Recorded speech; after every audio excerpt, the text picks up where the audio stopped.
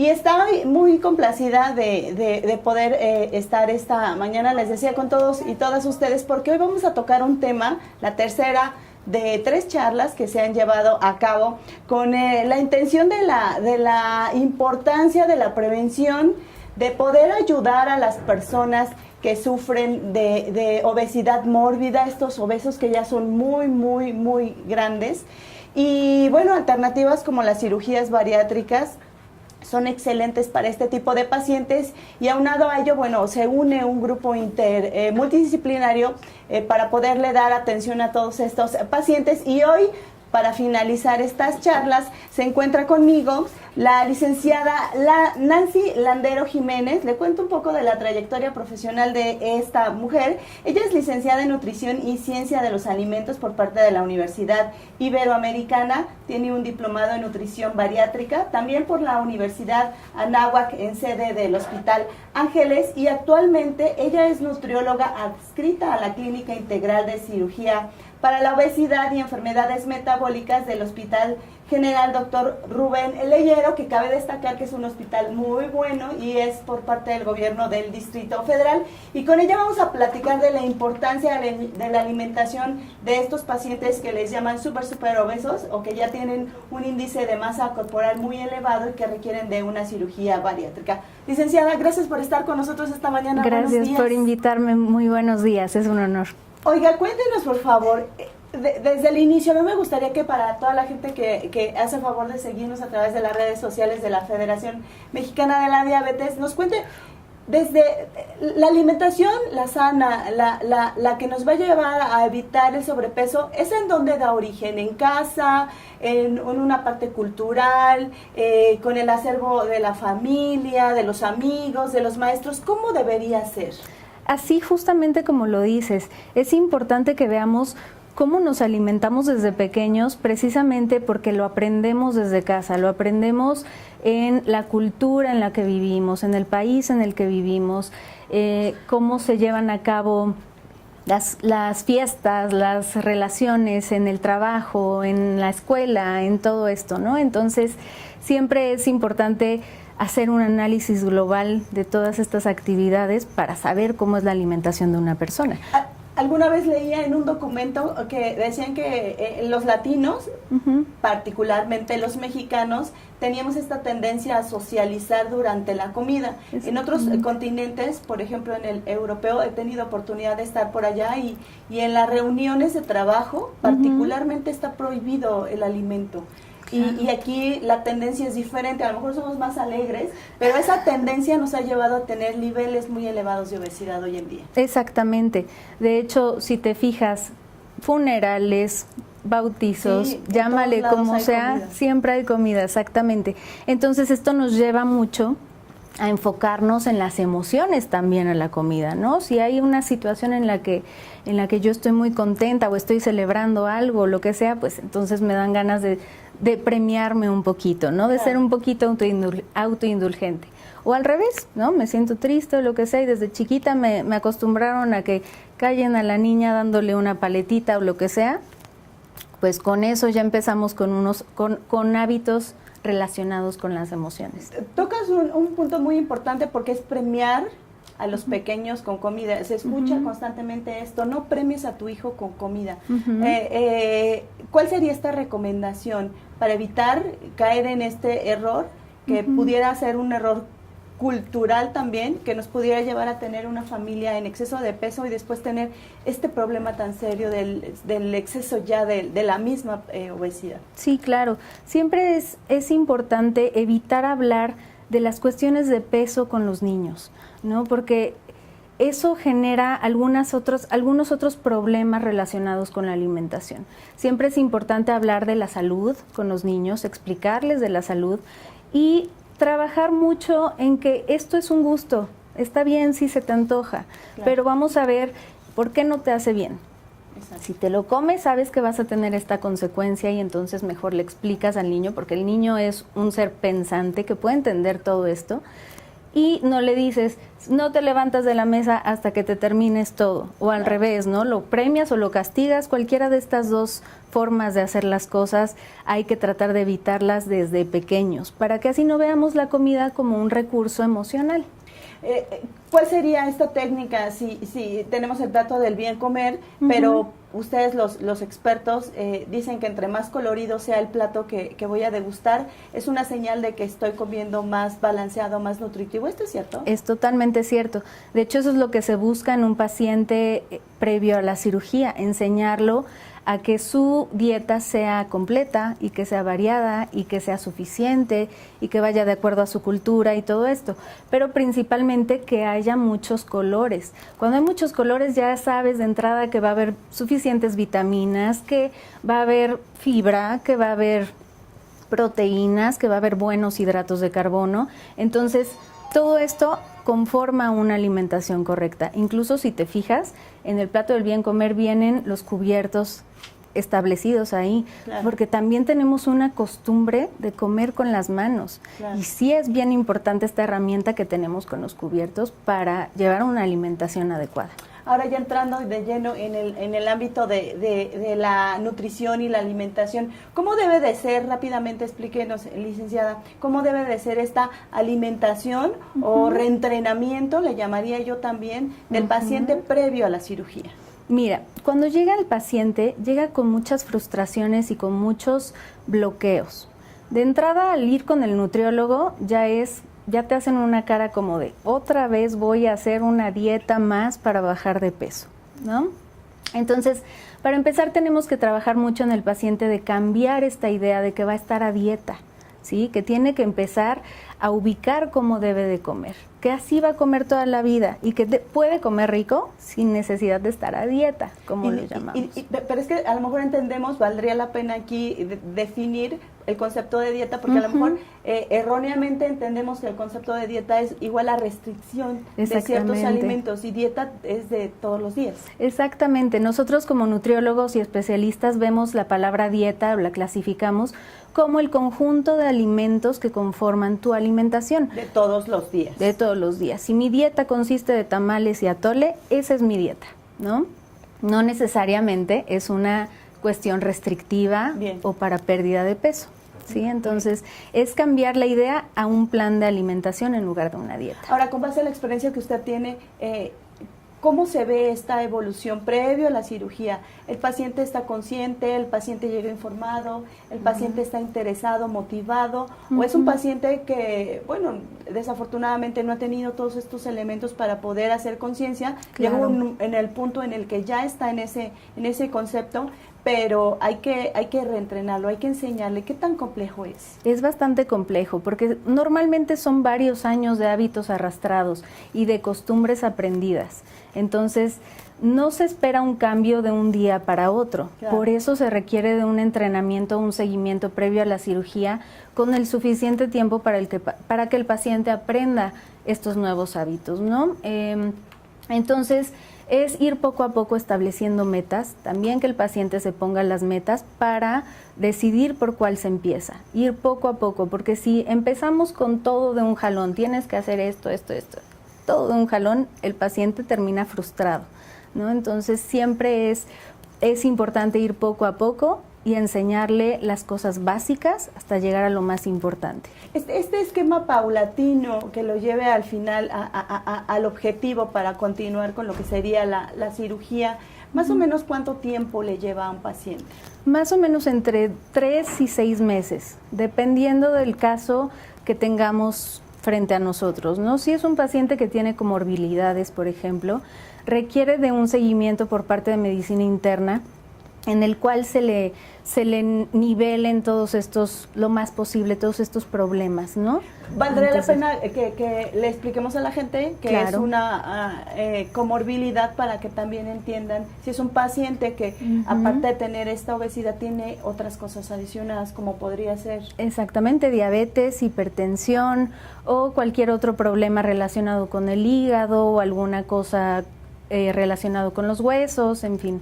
Entonces, todo esto, sobre todo lo pulmonar, tenemos que cuidarlo mucho y para eso tenemos el equipo multidisciplinario. Una comorbilidad se cuida empezando con medicina interna, claro, y después, obviamente, la nutrición es fundamental para mejorar mucho estos problemas. Durante este periodo de los 3 o 6 meses, el paciente únicamente es reentrenado para aprender a nutrirse, a comer adecuadamente, o también se le adicionan ciertos suplementos o pastillas, no sé, ustedes son los expertos. Es recomendable mandar algunas vitaminas antes de la cirugía, porque si se le realiza una cirugía mixta que lleva a una malabsorción, es requerido que haya algo de multivitamínicos para que no llevemos arrastrando muchas deficiencias. Bien. Entonces, a veces eso es recomendable.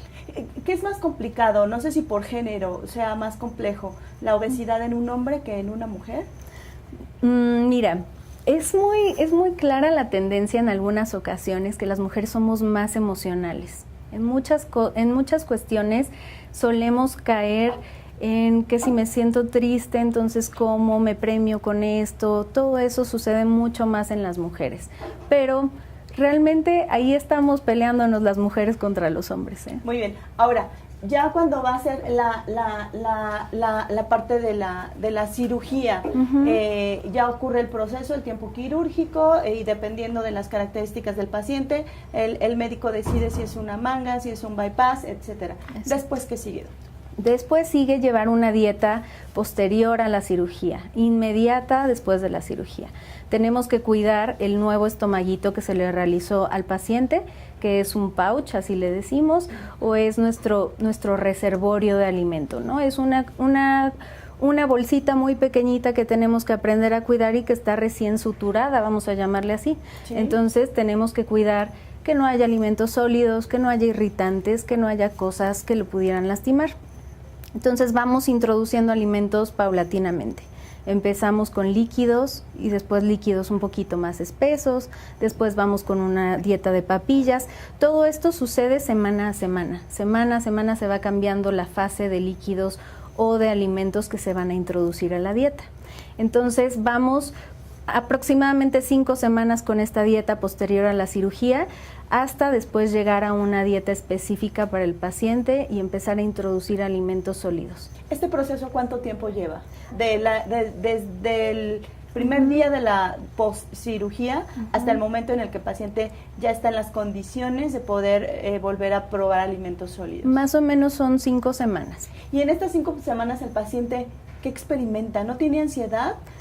No tiene deseos de comer como cualquier otro paciente, no se le antoja todo y está en esta imposibilidad médica. ¿Qué pasa? Sí, claro. Sí, mira, muchas veces es parte del entrenamiento previo a la cirugía, ¿no? Decirle, mira, te van a operar de aquí y no te van a operar de la cabeza. Todo lo que se te antoja, se te va a seguir antojando. Bien. ¿Sí? Solamente va a cambiar un factor muy importante, el hambre. El hambre ya no la va a sentir porque precisamente se modifican algunas funciones, algunas hormonas en el estómago que hacen que ya no sienta esa necesidad de comer. Y eso es muy favorable porque entonces se le puede antojar, pero no va a sentir este deseo imperioso de probar ese alimento. Exactamente. Muy bien, pues bueno, le agradezco a la gente que ya está presente en estas redes sociales. Búsquenos a través de la Federación Mexicana de la Diabetes. Estamos transmitiendo completamente en vivo en esta última charla relacionada con la cirugía bariátrica y todos los aspectos que conlleva esta tarea multidisciplinaria, y en compañía de los expertos de uno de los hospitales más importantes en esta materia, perteneciente al gobierno del Distrito Federal. Y preguntan, licenciada, que qué es la cirugía bariátrica. No sé si las niñas que nos están ayudando nos pueden poner ahí a lo mejor el nombre de quien lo pregunta para poderle dar su crédito, pero bueno, nos preguntan que qué es la cirugía bariátrica, licenciada. Ok, la cirugía bariátrica es una herramienta, una herramienta muy útil en pacientes con obesidad mórbida, como bien dijiste, obesidad muy grande, vamos a llamarle, en la que reeducamos al paciente a comer, restringiendo la cantidad de alimento que consume y restringiendo la cantidad que absorbe de ciertos nutrimentos. Muy bien. Y esta cirugía, ¿quiénes son candidatos? Porque a lo mejor yo podría pensar que soy obesa, ¿no? Me veo en el espejo o me dice mi médico, tú estás en un grado de sobrepeso u obesidad, digo, bueno, entonces me vendría bien operarme para aprender a comer menos o para que esta cirugía me ayude a comer menos. ¿Así funciona? Normalmente tenemos que valorar el índice de masa corporal del paciente. Ese es bien importante. ¿Qué es el índice de masa corporal? El índice de masa corporal es la relación de la estatura, del peso entre la estatura al cuadrado. Es decir, lo que yo mido entre lo que yo peso entre lo que yo mido al cuadrado. Si yo peso 50 y mido 1,60, hago esa fórmula y lo que resulte me va a dar un porcentaje. Exactamente. Y ese porcentaje se determina si estoy en obesidad o no, y si es obesidad, en qué tipo o qué grado de obesidad. Exactamente, exactamente. Normalmente sacamos esta relación y vemos el rango en el que nos encontramos. Si estamos en un peso bajo, en un normopeso, en un sobrepeso o en obesidades ya mórbidas clase 1, 2 y 3, ¿no? Y todo esto depende. Para la cirugía dependemos del índice de masa corporal y de las enfermedades asociadas a la obesidad. Porque también hay que tener en mente que la obesidad es una enfermedad también. ¿Existen personas que pudieran no ser candidatas a este tipo de cirugías, aún teniendo un índice de masa corporal elevado? Claro, tenemos que cuidar también el aspecto psicológico, por ejemplo, ¿no? Hay infinidad de cuestiones por las que un paciente puede no ser candidato, pero por ejemplo, una cuestión psicológica en el que el paciente tenga esquizofrenia o atracón, o alguna cosa que detectemos previo a la cirugía, que sepamos que el paciente le vamos a hacer más un daño que un beneficio. O sea, es decir, un trastorno por atracón no sería un candidato para este tipo de cirugía, porque el trastorno es más complejo que quitarle la obesidad. Exactamente. Exactamente. Bueno, siguen las preguntas. También preguntan que cuál es la importancia de la nutrición en el tratamiento para la obesidad, licenciada. Gracias por sus preguntas. Es muy importante, porque si no aprendemos a comer, si no aprendemos a alimentarnos, y sobre todo comiendo rico, porque no se trata de estar a dieta y comer como si estuviéramos enfermos, ¿no? Es importante aprender a combinar los alimentos para tener una mejor conciencia y hacer elecciones informadas, ¿no? Si yo nada más como porque es la recomendación de la vecina, no me va a funcionar. Necesito tener un cuidado por un profesional, tanto psicológico como nutricional. Ahora bien, esta dieta en donde ustedes le platican al paciente,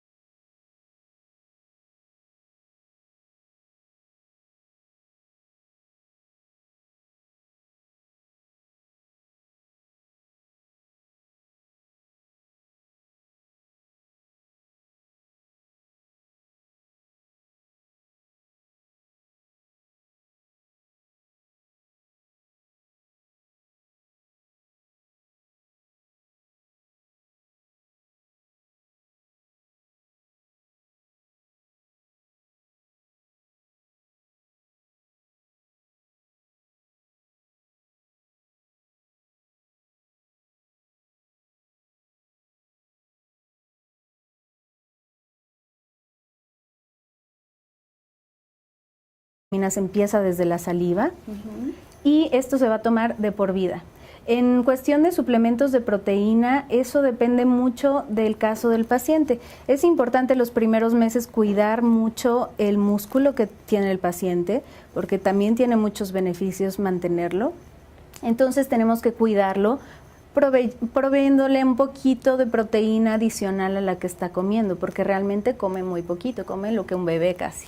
Entonces, en esa disyuntiva va a vivir por el resto de la vida, pero en el camino se va a ir adaptando. Exactamente. Y un paciente recién, no sé, se me ocurre, ¿no? Recién operado, que a lo mejor se le antojó una guajolota, ya jamás va a volver a poder ingerir un alimento así, lo va a tener que seccionar. ¿Cómo sería?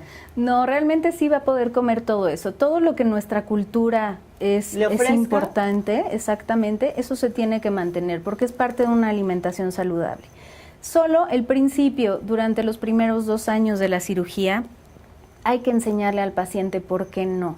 Hay que empezar de esto como si fuéramos unos niños, ¿no? Explicar por qué no debo de comer esto y tener un poco más de conciencia del por qué me haría un daño el seguir con un hábito que me genera una obesidad, ¿no? Por ejemplo, el tomar refresco, ¿no? Yo ya tengo una cirugía de bypass y puedo tomar un traguito de refresco todos los días. Si yo no modifico ese hábito, aunque sea un traguito de refresco, después se me va a volver un problema. Entonces tengo que trabajar muchísimo en este cambio de hábitos y de actitudes para después comerlo sin ningún problema. Pero después de que pasaron estos 2 años, el paciente va a poder volver a probar ciertos alimentos, o a lo mejor todos, pero también con ciertos lineamientos a seguir. Es decir, ya no va a poder estar como estaba antes, a lo mejor bebía tal vez, no sé, estoy exagerando, no sé, ustedes pregúntense si beben, no sé, 2 litros de refresco durante el día, o medio pastel para una sola exhibición. Es decir, estos hábitos que tenía ya deben de ser eliminados por completo y partir valga la redundancia, de la nueva estrategia que ustedes les enseñan. Exactamente, yo ya voy a decidir cuándo puedo comerlo, cuándo me lo merezco, porque la verdad es que he cuidado mi alimentación y si tengo una reunión no voy a limitarme en ese sentido, porque yo ya sé qué es lo que puedo comer. Durante estos 2 años posteriores a la cirugía, el paciente en el hospital acude semanalmente, mensualmente. ¿Cómo es el seguimiento para ellos? El seguimiento generalmente el primer año es mensual y posterior a eso son cada 3 o 4 meses, hasta el final que ya cumple los 2 años, ya se le ve cada 6 meses. ¿Por qué 2 años? Porque es el tiempo que hemos visto que la cirugía todavía hace un efecto en cuanto a restricción, ¿sí? Todo el cuerpo se acostumbra, todo se habitúa a las cosas, ¿sale? Entonces, una vez que pasamos los 2 años y yo ya aprendí de hábitos, normalmente ya eso se arregla. Muy bien, pues siguen las preguntas aquí, le agradezco mucho a mi equipo de producción que me están ayudando esta mañana. También preguntan que ¿a dónde se puede recurrir para obtener mayor información? Esto lo pregunta Julieta Vargas. Me imagino que ella quiere saber exactamente todo el protocolo, y también valdría la pena, licenciada, que nos mencione que este hospital tiene unas ventajas, ¿no? Versus otros, porque seguramente los pacientes estarán preguntando, bueno, debe ser una cirugía costosa y no tengo los recursos, pero si usted no tiene recursos y no tiene ningún tipo de seguridad social, usted es el beneficiado de este programa. Exactamente, tenemos esa lucecita al final del camino. Es maravilloso este programa que se implementa en el gobierno de la Ciudad de México. Tenemos esta clínica ubicada en el Hospital Rubén Leñeros, la Clínica de Obesidad y Enfermedades Metabólicas. En esta clínica es en donde valoramos a los pacientes y se les da una charla, así como la que estamos teniendo tú y yo, en donde se le explica por qué tiene este problema. Tiene que acudir los lunes a las 6 de la mañana para hacer una fila y entrar a la plática, y ahí se determina si el paciente es candidato o no, puede seguir en el proceso de selección. Y si continúa en el proceso de selección y es finalmente seleccionado, ¿quién cubre el costo de esta cirugía? Si el paciente seguramente no tiene trabajo o no tiene los recursos, pero tampoco tiene seguridad social, pero si está en un momento crucial de su vida en el que ya tiene muchos kilos encima y quiere retomar el rumbo de su vida y quiere salvarse, porque finalmente tomar esta decisión es también tomar una decisión de seguir sano, ¿no? Exactamente. Saludable. Normalmente esto lo cubre el gobierno de la Ciudad de México mediante el Seguro Popular. Las personas tienen que acudir a la clínica y afiliarse al Seguro Popular, y ya con eso pueden incluirse al plan que tenemos en el hospital, o con algunas diferencias. Si el paciente no tiene este plan y se buscan algunas otras formas, podrían meterse poco a poco. Ahora bien, doctora, regresando al tema de la nutrición, los pacientes, ya nos comentaba usted que van a recibir suplementación el resto de la vida, y es muy importante llevarlo al pie de la letra los 2 primeros años, porque es a lo mejor la época del aprendizaje, etcétera. Después, cuando el paciente ya se deja solo, ¿no? Y ya tiene que seguir el cauce sin estar ustedes todo el tiempo y en tiempo y forma con él, ayudándole. Después, ¿cuál es el éxito? Yo pensaría que a partir de ahí ustedes definen si este paciente va a ser exitoso, es decir, que va a seguir en este camino para evitar regresar, porque no sé si después de la cirugía el paciente pudiera tener todas las posibilidades de regresar a ser un súper obeso. Exactamente. Todo depende de cómo lo valoremos el equipo multidisciplinario, ¿no? Tenemos que estar siempre en contacto, psicólogos con nutriólogos, con el psiquiatra o con todo el equipo, para saber qué tal va el paciente. Y si el paciente no va muy bien, que digamos, no soltarlo. Esperar y traerlo siempre de la mano, porque es muy fácil perderse del seguimiento que tenemos, ¿no? Entonces siempre tiene que llevar un control bien seguido, si no va muy bien. Para finalizar, ¿cuál sería este mensaje que usted nos daría? A mí me gustaría que se repartiera en dos partes el mensaje para la población en general, para los que hoy, y digo hoy, nos conocemos o no sabemos sin sobrepeso, sin obesidad, pero bueno, estamos inmersos en una cultura en donde nos oferta muchas cosas, muchos alimentos hipercalóricos que pudieran contribuir y de pronto un día flaquear y comenzar, ¿no? Y no parar. Y para todas estas personas que ya se saben con sobrepeso, con obesidad, o que dicen, pues tengo unos kilitos de más, pero no saben exactamente cuál es su situación, ¿cuál sería este doble mensaje? El mensaje es aprender a comer, aprender a quererse y a quererse bonito, porque no nada más se trata de bajar de peso y ya, no es una cuestión estética, realmente es una cuestión de salud, que si yo no tomo cartas en el asunto, el tener un problema de peso o cualquier situación de estas me puede traer incluso la muerte, ¿no? Claro. Hay que checar mucho la cuestión de la salud más que la estética. Pues ahí lo tienen, amigos, amigas, a través de la Federación Mexicana de la Diabetes y justamente del hospital, que hacen una labor muy loable y que conjuntan todos los elementos y toda la expertise de todos los médicos y de todo el cuerpo, psicólogos, nutricionistas, los mismos cirujanos, los bariatras. Es un ejército de personas que trabajan pensando en usted, en su bienestar. Así es que recuerde, yo me atrevería a decirle, ya deje de socializar con la comida, no premie con la comida, y cosas más benéficas, y no olvidar, ¿no, licenciada? Que esto que nos decía, si nosotros el plato que vamos a degustar tiene muchos colores, es una señal de que lo estoy haciendo bien. Exactamente, esa es la más fácil. Ya llevar un plan de alimentación más específico ya requiere de seguimiento nutricional, pero ya empezando con eso ya lo hicimos mejor. Ahí lo tienen, y sobre todo ustedes, si se quieren, cuídense, prométanse a sí mismo que van a hacer el esfuerzo. Yo sé que no es tan sencillo, pero bueno, seguramente encontrarán la forma. Si ya se conoce con exceso de peso y le llaman a usted que está en una obesidad mórbida o súper obeso, busque esta alternativa en caso de que no tenga ningún tipo de seguridad social y requiera de una cirugía bariátrica. Acérquese al Hospital Rubén Leñero, que seguramente tendrán una opción viable para usted. Pues aquí tuvimos la voz de la licenciada Nancy Landero Jiménez, quien le decía licenciada en Nutrición y Ciencia de los Alimentos por parte de la Universidad Iberoamericana y actualmente nutrióloga adscrita a la Clínica Integral de Cirugía para la Obesidad y Enfermedades Metabólicas del Hospital General Dr. Rubén Leñero, perteneciente al gobierno del Distrito Federal. Soy Liliana Noble Alemán, gracias. Hasta la próxima.